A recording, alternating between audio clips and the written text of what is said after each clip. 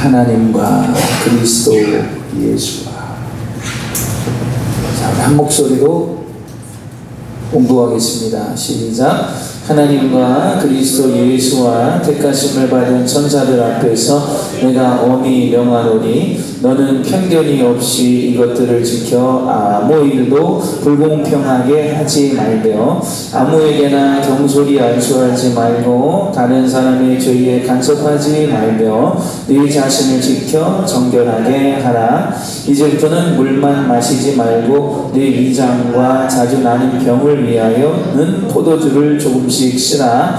어떤 사람들의 죄는 밝히 드러나 먼저 심판에 나아가고 어떤 사람들의 죄는 그 뒤를 따르나니 이와 같이 선행도 밝히 드러나고 그렇지 아니한 것도 숨길 수 없느니라. 아멘. 지금까지 감독의 자격, 집사의 자격, 또 과부의 자격, 직분들을 쭉 설명한 다음에 이것들을 어떻게 시행하느냐, 편견 없이 불공평하지 않게 공평하게 시행하라 라고 말합니다. 우리가 편견 없이 공평하게 살아갈 수 있다면 이 세상에 무슨 문제가 있겠어요? 나라와 나라 사이에 왜 전쟁이 나요? 편견이 있고 불공평하다 이거죠. 너네는 왜 우리나라 이렇게 좀 넘어와서 우리도 넘어갈게 이러면서 맨날 싸우는 거죠. 하나님의 말씀에 있어서도 마찬가지예요. 디모데에게 바울이 많은 교훈들을 주었습니다. 그러나 그 교훈을 알려주고 들려준 거기서 끝나는 것이 중요한 것이 아니라 지켜야 해요. 감독의 자격, 집사의 자격, 참 과부는 어떤 사람이고 어떤 사람이 존대를 받아야 하는지 실컷 말해놓고 좋은 얘기 잘 들었습니다 하고 뒤돌아서면 아무 소용이 없습니다. 하나님의 말씀을 받은 즉 편견 없이 지켜야 해요. 근데 우리는 참 편견이 있습니다. 나에게 하나님 말씀을 적용할 때는 어찌 그리 관대하고 은혜로운지요. 나는 어쩔 수 없었다는 말로 피해가는 말씀이 너무나 많고, 그러나 상대방의 눈에 있는 건 들보를 봅니다. 그러면서 야 어떻게 그럴 수가 있냐면서 적용해야지 하고 하나님의 말씀을 강하게 적용할 때가 너무나 많아요. 여러분, 우리는 편견 없이 하나님의 말씀을 대하라는 말씀이 디모데에게 너 먼저 하나님의 말씀을, 나부터 하나님 말씀 앞에 바로 서 있어야 하겠구나 하는 것을 기억하시는 분들이 되시기를 바랍니다. 또 아무에게나 경솔히 안수하지 말고 그랬거든요. 그리고 우리 신방을 이렇게 같이 가면은 한참 얘기하다가 목사님 그래서 아프죠 이렇게 됐죠 하다가 목사님 얼른 기도나 하시죠. 저는 굉장히 싫어하는 단어가 기도나입니다. 그래서 의식적으로 그 단어를 쓰지 않기 위해서 노력을 해요. 기도나 해주세요. 안수나 해주세요. 기도나 하시죠. 지금 그 순간에 가장 중요한 것이 아버지께 아뢰는 기도이고, 또 이 연약한 죄인이 병에서 낫거나 상황이 해결되기 위해서 하나님 앞에 중심으로 해야 하는 것이 안수인데, 할 얘기 다 하고 떠들 거 다 떠들고 병원 가서 얼마나 힘들었지 얘기 다 한 다음에 기도나 하시죠. 과연 믿음 있는 사람의 입에서 나올 수 있는 말이 아니라는 생각이 듭니다. 물론 이 본문에서 경솔히 안수하지 말라는 건 안수하면 안수 집사가 되는 거거든요. 목회자가 되는 거예요. 당시의 기준으로는. 그래서 아무나 목회로 세울 수 없다. 바울이 이곳저곳을 다니면서 교회들을 개척하고 또 그 교회를 떠나서 다른 선교 지역으로 나가 또 교회를 개척할 때 반드시 그 교회에 장로를 세우고 갑니다. 당시에 목사예요. 그래서 오늘날 장로교가 있는 거예요. 목사는 장로를 말하는 거예요. 그래서 아무에게나 안수해서 그 교회를 세워놓으면 반드시 문제가 또 일어나게 돼요. 그래서 경솔히 안수하지 말라는 말이 있는 건데, 우리 오늘날의 삶 속에서도 기도가 얼마나 중요한 것이고 안수가 얼마나 복된 것인지를 우리가 믿고 그렇게 받는 사람에게는 능력이 있고 감사가 있는 거예요.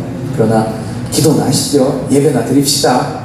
먹을 거 다 먹었으니까 우리 기도나 하고 이제 갑시다 라고 말한다면 과연 그 기도에 간절함이 있고 능력이 있을까? 우리가 중간중간 사용하는 단어 하나에만 있어서도 우리가 항상 묵상하고 또 하나님을 존경해드리고 올려드릴 수 있는 그런 경솔함이 비치지 않는 그런 성도들의 입술이 될 수 있기를 바랍니다. 그리고 23절에 이제 디모데가 위장병이 있어서 포도주라는 건 술 좀 먹어라가 아니라 약을 쓰라는 얘기거든요. 당시에 약이 없고 아스피린도 없고 개보린도 없어요. 펜잘도 안 팔아요. 타이레놀도 없고요. 그래서 이마에 뭐 올리브유를 바른다든지 그런 것도 소독을 하는 의미가 있고, 또 착한 사마리아인이 강도 만난 자의 상처에 포도주를 부은 것도 이제 알코올로 소독하는 그런 의미가 있는 겁니다. 그래서 약을 좀 쓰는 것이 어떠냐, 그런 의미를 가지고 있어요. 이런 걸 보면 이렇게 교회 나쁜 사람이 많아요. 그렇죠? 그리고 또 열심히 일하는 사람이 또 병들어요. 또 아픈 일이 많아요. 네. 왜 그럴까? 오늘 디모데도 그렇고요, 바울도 그랬어요. 하나님께 진짜 모든 사역을 다 접어놓고 진짜 이 병만 위해서, 다른 게 아니라 다른 성도를 아니라 이 아픈 나의 병을 위해서, 안질이랄지 허리에 디스크랄지 잘 모르겠지만요, 그걸 위해서 하나님께 정말 제대로 3번 정식으로 간구했는데 하나님이 응답이 왔어요. 안 고쳐주지롱 하고 응답이 왔어요. 야, 어떻게 하나님 나한테 안 고쳐주지롱이라고 말할 수가 있어요? 근데 그 다음에 이어지는 응답이, 너 아픈 게 그게 내 은혜가 너한테 족하다라고 말씀하셨어요. 디모데도 위장에 연약함이 있었기 때문에 아마 소화도 잘 안 되고 어려움이 있었겠죠. 그 때문에 더욱 하나님께 개인적으로도 매달릴 수 있는 기도의 기회가 바울에게도 디모데에게도 있었던 거예요. 우리에게도 육신적인 연약함이나 또는 육신은 건강하다 할지라도 사회적인 경제적인 어려움이 다가올 때 여러분 하나님께 더 매달렸던 기억이 있으실 겁니다. 디모데에게도 바로 그런 위장의 연약함을 주셔서 더 하나님께 기도할 수 있도록, 또 디모데가 기도했는데 누가 나았어요.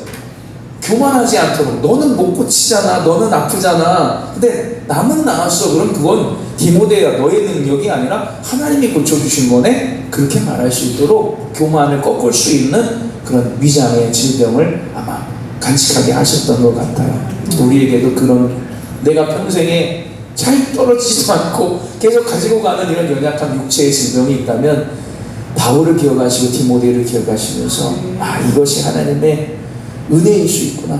그래서 더 매달리게 하고 더 교만하지 않게 하셨구나 라는 것을 기억하시기를 바랍니다. 그리고 이제 마지막 24, 25절은 죄도 성행도 감추어질 것이 없다, 드러나지 않을 것이 없다라고 말하면서 선한 일을 열심히 하라는 말씀을 하셨던 거겠죠.